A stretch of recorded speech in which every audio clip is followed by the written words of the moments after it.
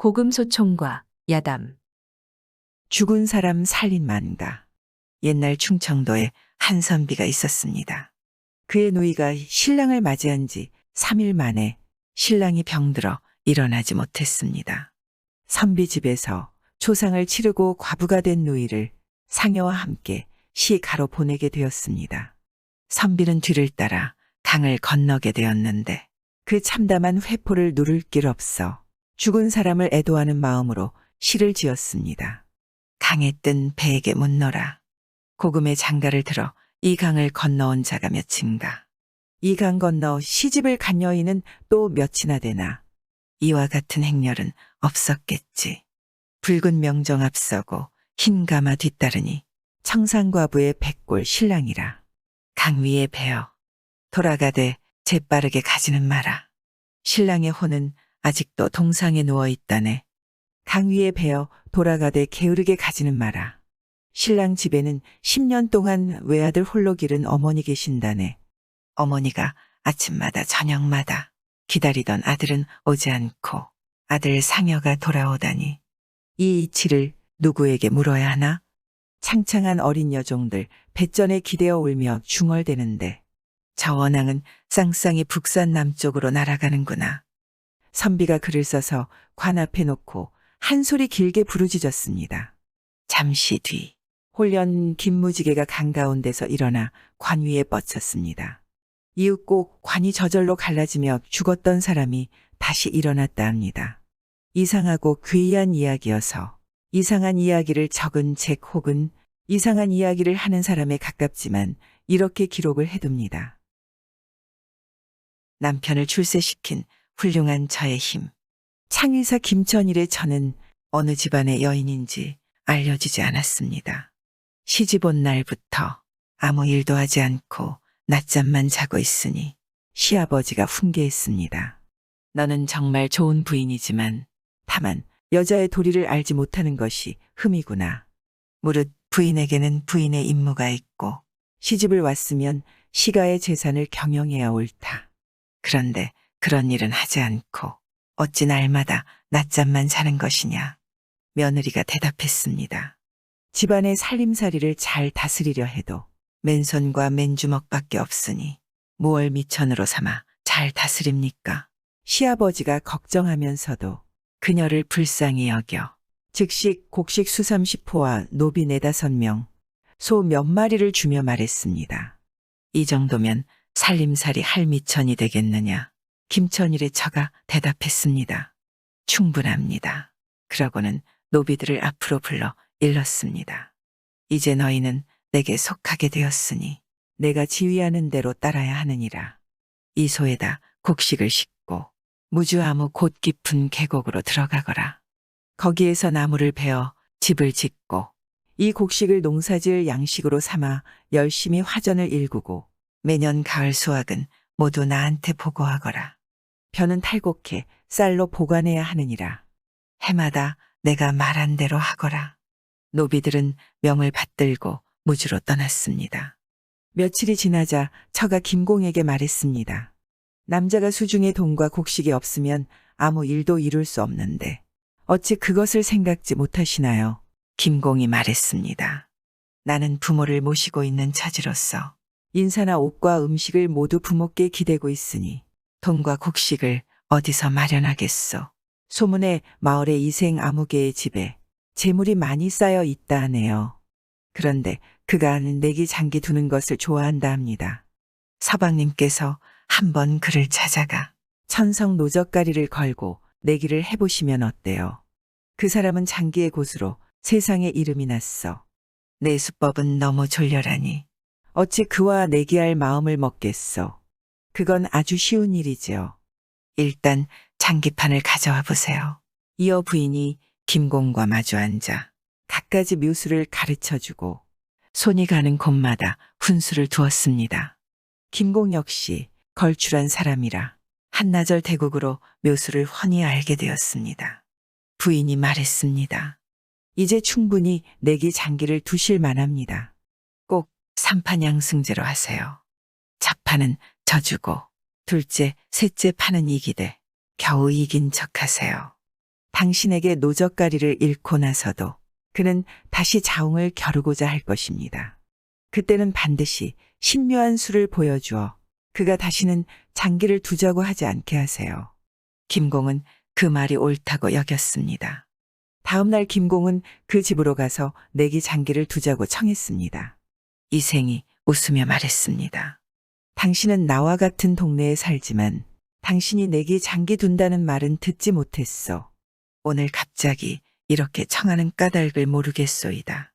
당신은 나의 적수가 못 되니 대국할 마음이 없소. 김공이 말했습니다. 대국하고 말을 옮기는 것을 보고 나서 고수와 하수를 정해도 늦지 않을 텐데 왜 미리 물리치려 하십니까? 김공이 거듭 강하게 요청하니 이생이 말했습니다. 좋소. 그런데 나는 이제껏 대국할 때마다 반드시 내기를 했다오. 무엇을 걸면 되겠소? 김공이 말했습니다. 당신 집에는 천성 노젓가리가 서너 개는 되니 그걸 걸면 좋겠군요. 그가 말했습니다. 나는 그걸 걸겠소만 당신은 무슨 물건을 걸겠소? 나 역시 천석을 걸겠소. 그가 말했습니다. 당신은 부모를 모시고 있는데 적지 않은 곡식을 어디에서 마련해 온단 말이오. 김공이 대답했습니다. 그건 승부를 내고 나서 말해도 좋소. 내 만약 이기지 못할 것 같으면 어찌 천석을 이야기했겠소. 이생은 어쩔 수 없이 그와 대국하는지라 연거푸 2번을 이겨 얼른 끝내려 했습니다. 첫 판은 김생이 일부러 져주었습니다. 그러자 이생이 웃으며 말했습니다. 그럼 그렇지. 당신은 내 적수가 못 된다고 말하지 않았소. 김공이 말했습니다. 아직 2판이 남아있지요. 다시 둡시다. 이생은 참으로 어이없다고 여기면서 다시 김공과 대국했습니다. 이생이 연이어 2판을 졌습니다. 이생이 놀라서 말했습니다. 이상하다. 이상하다. 이럴 리가 있나. 이미 약속했으니 천석을 안 줄 수는 없지. 바로 댁으로 보내주겠소. 다시 한 판 더 둡시다. 김공이 그러자 했습니다. 다시 두면서 김공은 비로소 신묘한 수를 썼습니다. 이생은 형세가 기울고 힘이 다하니 수를 쓸 수 없게 되었습니다. 김공이 웃으며 내기를 그만두었습니다. 그가 집으로 돌아와 처에게 이야기해 주니 처가 말했습니다. 저는 이미 예상했지요. 김공이 말했습니다. 이제 재물을 얻었으니 이걸 어디에 쓰면 좋겠어. 친한 분 중에서 궁하여 혼인을 못하거나 조상도 치르지 못하는 분들, 가난하여 스스로 생계를 꾸려가지 못하는 분들에게 적당히 나눠주세요. 그리고 멀고 가까운 것, 귀하고 천한 것을 구분하지 마시고 뛰어난 분이 있으면 교제를 시작해 날마다 초대하세요. 술과 음식을 마련하는 비용은 제가 다 준비해 드릴게요. 김공이 그 말대로 했습니다. 하루는 부인이 또 시아버지에게 청했습니다. 제가 농사일을 시작하려는데 울타리 밖 닷새가리 밭을 경작할 수 있도록 허락해 주시겠습니까? 시아버지가 허락해 주었습니다. 부인은 밭을 갈아서 호박을 두루 심었습니다. 호박이 익어 한 말 크기가 되자 따서 오치를 하게 했습니다. 매년 이런 식으로 창고 5칸을 가득 채웠습니다. 또 대장장이에게 호박 모양과 똑같이 쇠로 만든 호박 2개를 만들어 달라 하여 창고 안에 나란히 두었는데 사람들이 그 까닭을 알지 못했습니다. 임진년에 왜구가 크게 몰려오니 부인이 김공에게 말했습니다. 제가 전에 당신에게 공공한 분들을 돕고 가난한 사람들을 구제하고 용감한 분들과 사귀어두라 한 것은 이런 때 그 힘을 얻기 위해서였지요. 당신이 의병을 일으키십시오. 시어른들 피난할 곳은 제가 이미 무주에 마련해 두었습니다. 집이 있고 곡식도 있으니 걱정할 필요 없습니다. 저는 여기 머물면서 조금도 부족하지 않게 군량을 마련해 보내드리겠어요. 김공이 흔쾌히 부인의 말에 따랐습니다. 그가 의병을 일으키니 평소 멀고 가까운 곳에서 은혜를 입었던 사람들이 모두 와서 가담해 열흘 사이에 정병 4~5천 명을 모았습니다. 군졸들에게는 오치를 한 호박을 차고 나가서 싸우게 했다가 돌아올 때는 길에 새로 만든 호박을 버려두고 오게 했습니다. 외병들이 그걸 보고 모두 크게 놀라 말했습니다. 이 군대는 군사마다 새로 만든 호박을 차고서도 나는 듯이 달려갔으니 그 용맹이 한량없음을 알겠도다. 왜구들은 서로 주의를 주며 함부로 칼에 걸려들지 않도록 조심했습니다. 이런 까닭에 외병들은 김공의 군사를 보면 싸우지도 않고 도망쳐버렸습니다. 이처럼 김천일이 기이한 공을 많이 세운 것은 대개 부인이 도와주었기 때문입니다. 평안가명에서의 성대한 풍류. 합천심용은 재물을 소홀히 여기고 의리를 좋아했으며 풍류를 즐겼습니다. 그 시대의 가희와 금객, 술꾼과 시인이 모두 공의 집으로 모여들어 날마다 마당을 시장처럼 가득 채웠습니다. 장안에서는 공에게 부탁하지 않으면 잔치와 놀이자리를 마련하기도 어려웠습니다. 임금의 사위가 한명회가 한강변에 세운 정자에서 잔치를 벌였는데 신공에게 상의도 하지 않고 가희와 금객을 부르고 빈객도 많이 초대해 질탕하게 마음껏 놀았습니다. 이름난 정자의 가을밤 달빛이 강물결에 비치니 그 흥이 얕지 않았습니다. 그때 갑자기 강 위에서 퉁소 소리가 맑고 명랑하게 들려왔습니다. 멀리 바라보니 작은 배 한 척이 떠오고 있었습니다. 배에 탄 노옹은 머리에 도사나 은둔자가 쓰는 두건을 쓰고 학창이를 입었으며 손에는 흰새의 깃을 모아 만든 부채를 들었는데 백발이 휘날리고 있었습니다. 어린 동자들이 푸른 옷을 입고 노옹을 옆에서 모시며 옥퉁소를 비스듬히 불었고 배 위에는 학한 쌍이 너울너울 춤추고 있었으니 노옹은 분명 신선이었습니다. 생황소리와 노랫소리가 그치자 난간에 기대서 있던 사람들이 혀를 내두르며 노옹을 칭찬하고 부러워했습니다. 모든 눈이 강 쪽만 주시하고 있으니 잔치 자리는 텅 비었습니다. 도인은 흥이 사라진 것에 분통을 터뜨리며 작은 배를 타고 나가보았습니다. 노옹은 바로 신공이었습니다. 서로가 쳐다보며 껄껄 웃었습니다. 도의가 말했습니다. 좋은 잔치를 공이 압도해버렸소이다. 그들은 마음껏 즐기고 나서 잔치를 마쳤습니다. 이때 또한 재상이 평안감사에 제수되어 떠나려 하는데 그 둘째 영이 영의정이었는지라 서울 모악제 넘어 홍제원에 있던 다리 위에서 전별연을 열어주고 나서 그를 보내주려 했습니다. 성문 밖에 술에 수십 냥이 있었고 사람과 거마가 뒤섞였으니 길을 가는 사람들이 모두 혀를 내두르며 그 복을 찬탄했습니다. 아가위꽃 그 꽃송이 어여쁘게 활짝 피었네. 갑자기 소나무 숲 사이에서 말 한 마리가 날듯이 뛰어나왔습니다. 말 탄 사람은 자주색 누비 갓옷을 입었고 머리에는 옥토끼나 고양이의 털가죽으로 만든 귀덮개를 썼습니다. 손에 채찍을 들고 안장에 앉아 주위를 둘러보니 사람들이 그 풍채에 감동했습니다.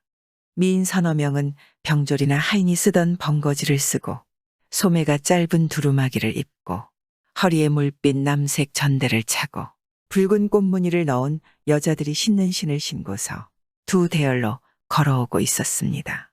그 뒤를 따라 여섯 동자가 푸른 적삼에 자줏빛 허리띠를 하고 각기말에 탄 채 악기를 연주했습니다.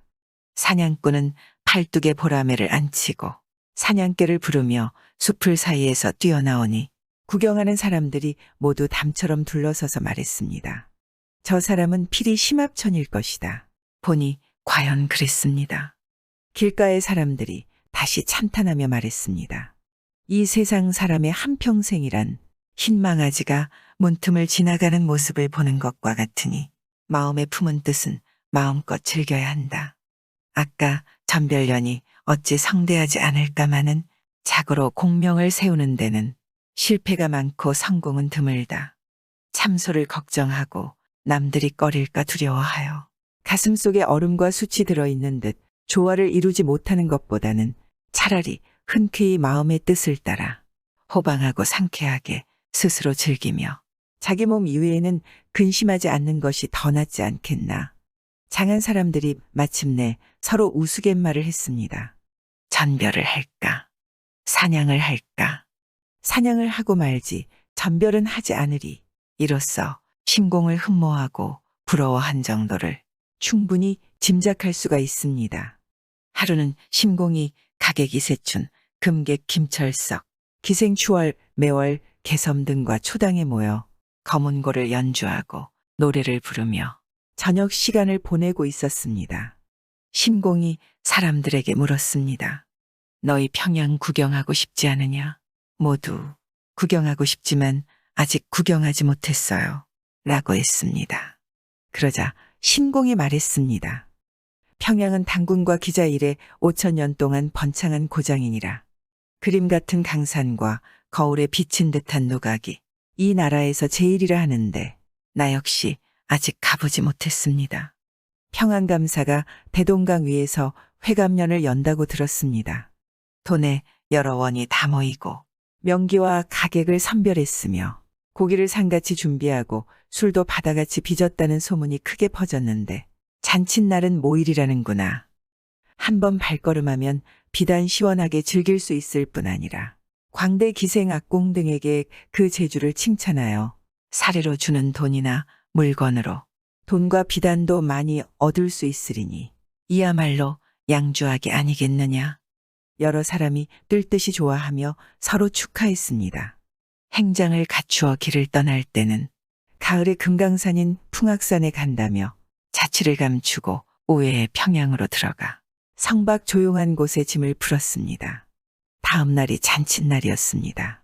작은 배 한 척을 빌려 청색 장막을 설치하고 좌우에 다망색 주렴을 늘어뜨리고서 그 안에 기생과 가객, 악기를 감추었습니다.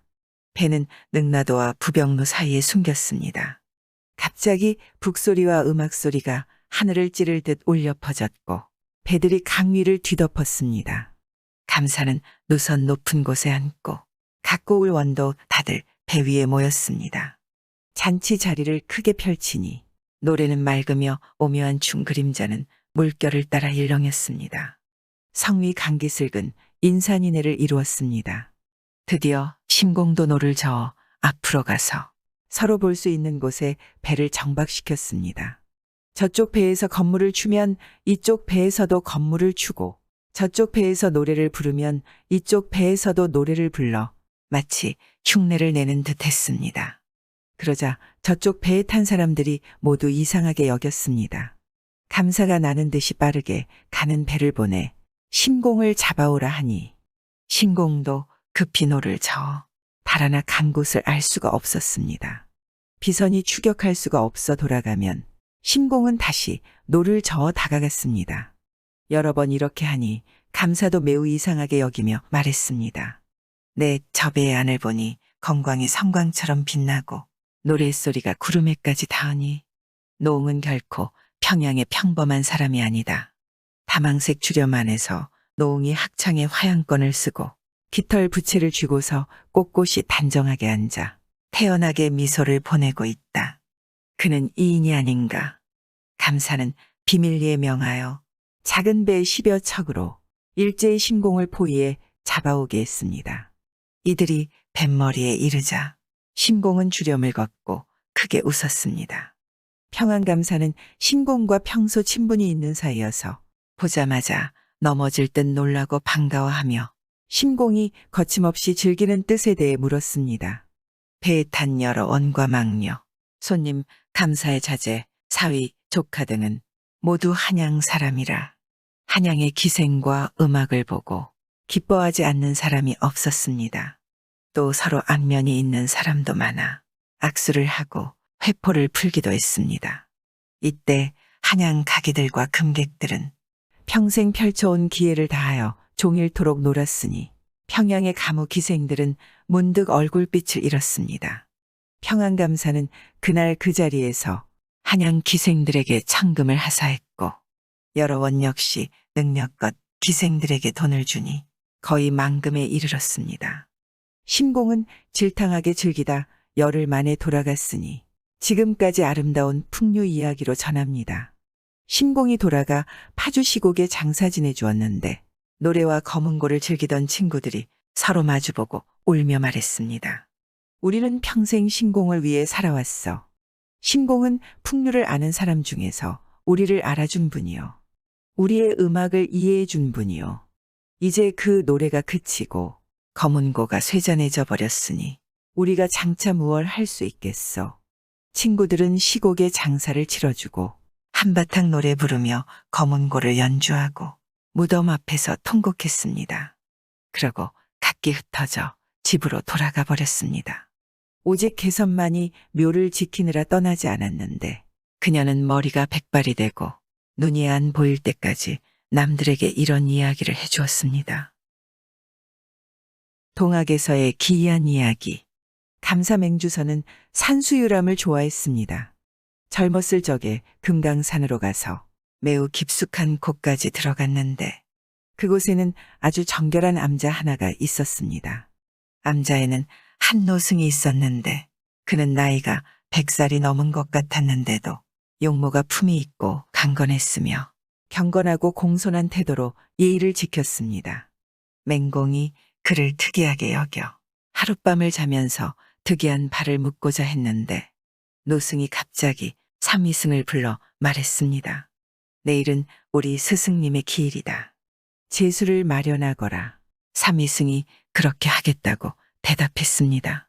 다음 날 새벽 채소와 나물 반찬뿐인 음식을 차리니 노승은 애달프게 통곡했습니다. 맹공이 물었습니다. 스님의 스승은 성함이 어떻게 되시며 그 돈은 얼마나 높았나요? 원컨대 듣고 싶습니다. 노승이 한참 동안 처연하게 있더니 말했습니다. 공이 물으시니 어찌 숨길 수 있겠습니까? 저는 조선인이 아니랍니다. 일본에서 왔지요. 스승님 역시 스님은 아니고 선비였습니다. 제가 일본에서 나왔을 때는 임진왜란 전이었지요.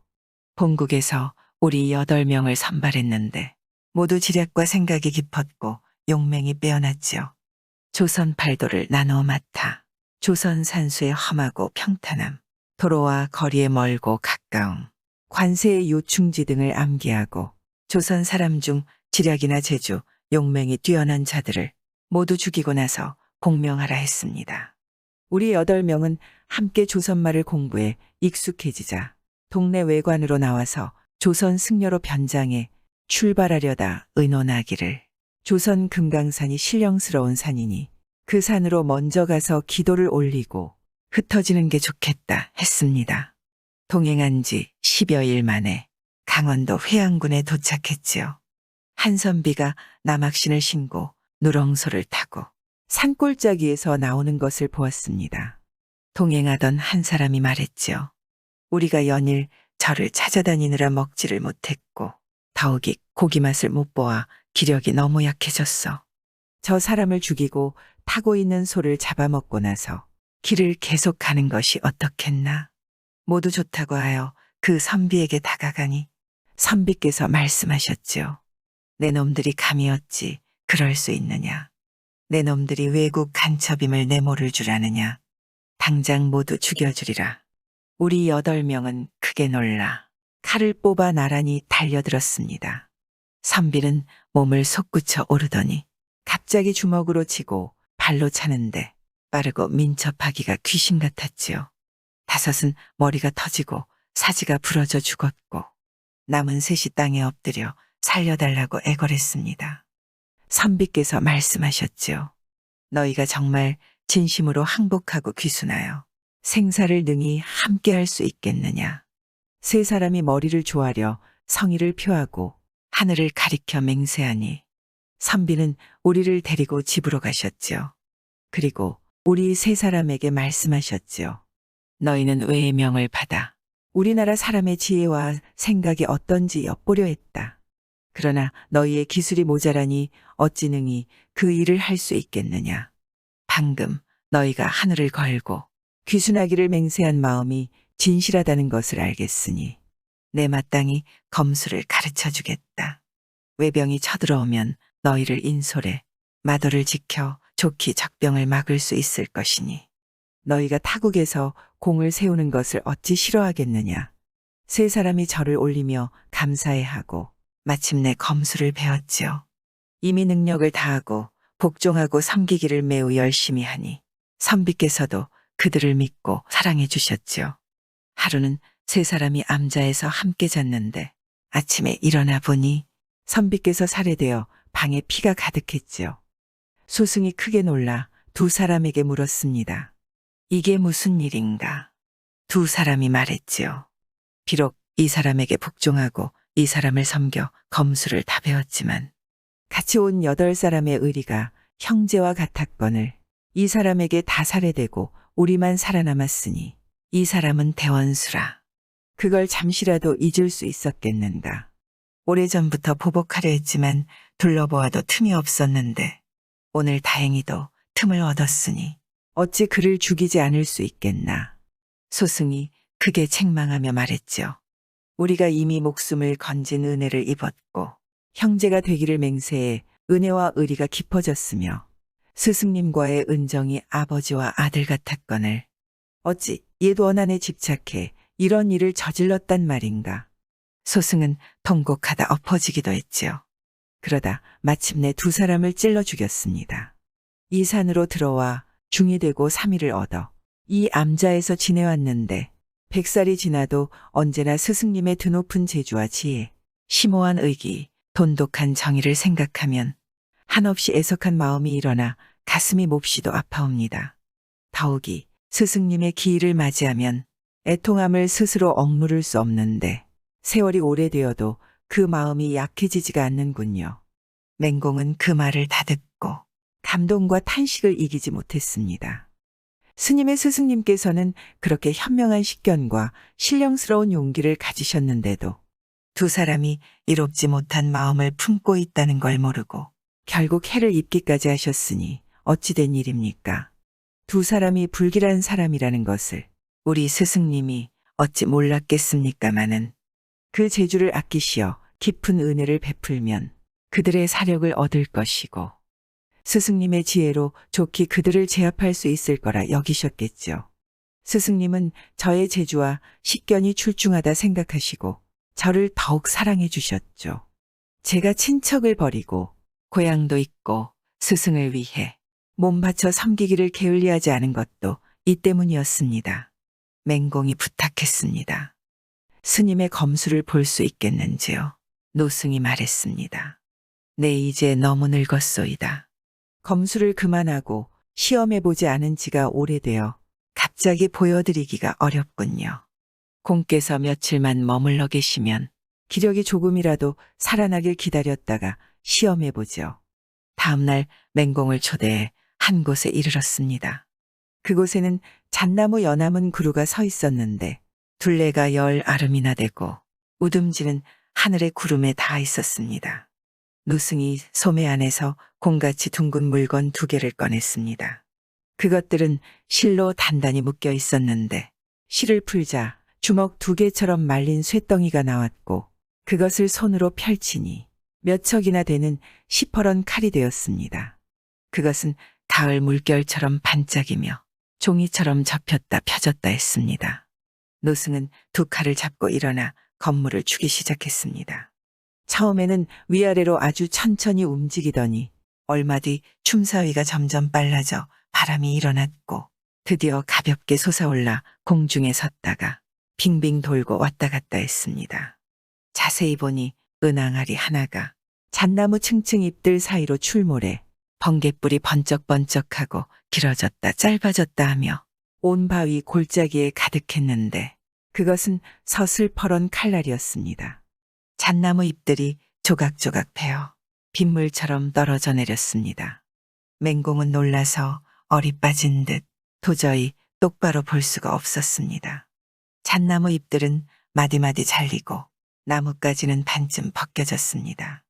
한참 뒤 노승이 뛰어내려 나무 아래에 섰습니다. 그는 몇 번이나 숨을 헐떡이며 말했습니다. 기운이 쇠약해졌어요. 젊었을 적과 다릅니다. 제가 건장했을 때 이 나무 아래에서 건물을 주면 나뭇잎들이 가는 실처럼 베었는데 오늘은 그러하지 못합니다.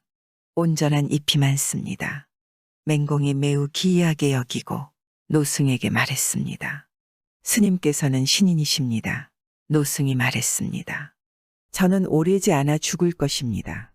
제 자취가 영원히 사라지는 것을 참아두고 볼 수가 없어서 이처럼 공께 말씀드렸습니다. 구독과 좋아요, 알람 설정 부탁드리옵니다.